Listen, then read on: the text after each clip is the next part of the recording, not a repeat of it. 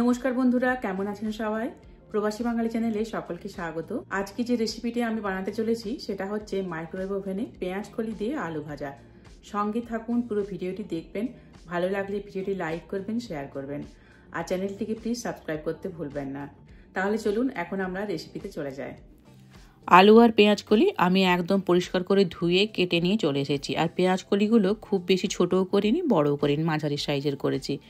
এবার একটি microwave safe বাটি নিয়ে নিয়েছি, এখানেই রান্নাটা করব। প্রথমে আমি দিয়ে দিচ্ছি সর্ষের তেল, আপনারা চাইলে সাদা তেলেও করতে পারেন। এবার আমি তেলটাকে একটুখানি গরম করে নেব।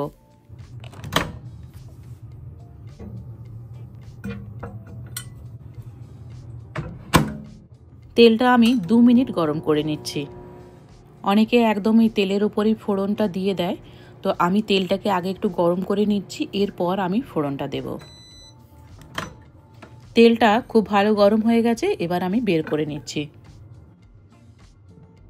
এই গরম তেলের উপরে এবার আমি দিয়ে দিচ্ছি কিছুটা কালো জিরে, আর দেব একটা শুকনো লঙ্কা, এইভাবে ভেঙে দিচ্ছি।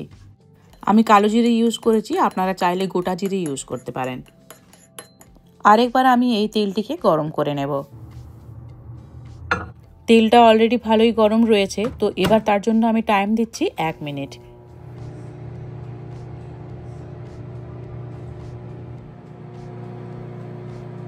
এক মিনিট হয়ে গেছে, আমি বাটিটা এবার বের করে নিচ্ছি। এবার এর মধ্যে আমি দিয়ে দেব কেটে রাখা আলুগুলি।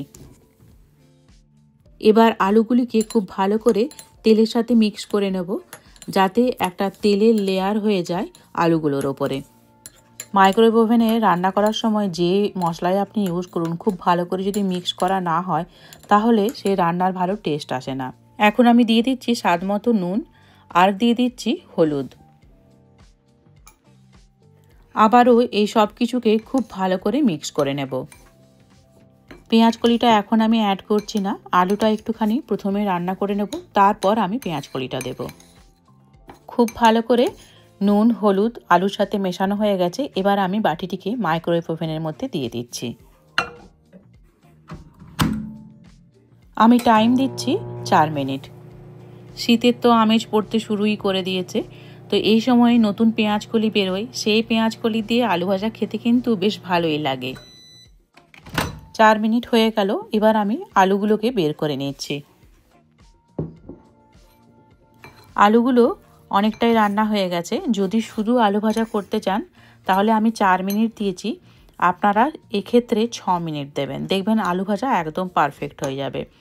তো আলু তো মোটামুটি সেদ্ধ হয়ে এসছে, এবার এর মধ্যে আমি পেঁয়াজ কলিগুলো দিয়ে দিচ্ছি। খুব ভালো করে পেঁয়াজ কলিগুলোকে আলুর সাথে মিশিয়ে নিচ্ছি।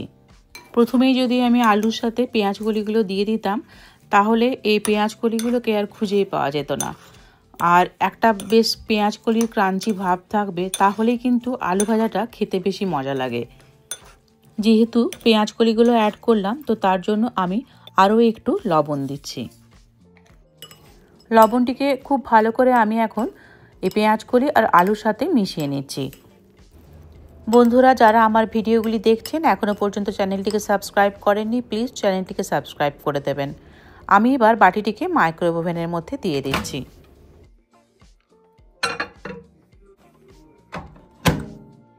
আমি এখন টাইম দিচ্ছি 3 মিনিট।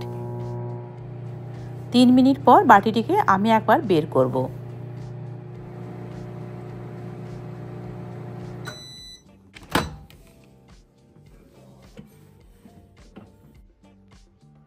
এবার আমি চামচ দিয়ে একটুখানি আলু ভাজাগুলোকে ওলট পালট করে দেব।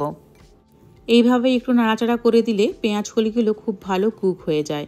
বাটিটিকে আমি আরও একবার মাইক্রোওয়েভ ওভেনের মধ্যে দিয়ে দেব। এবার আমি টাইম দিচ্ছি 2 মিনিট।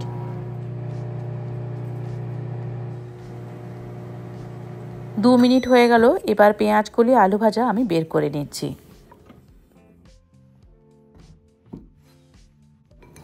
এই যে দেখুন বন্ধুরা, পেঁয়াজ কলি আলু ভাজা কিন্তু একদম রেডি হয়ে গেছে।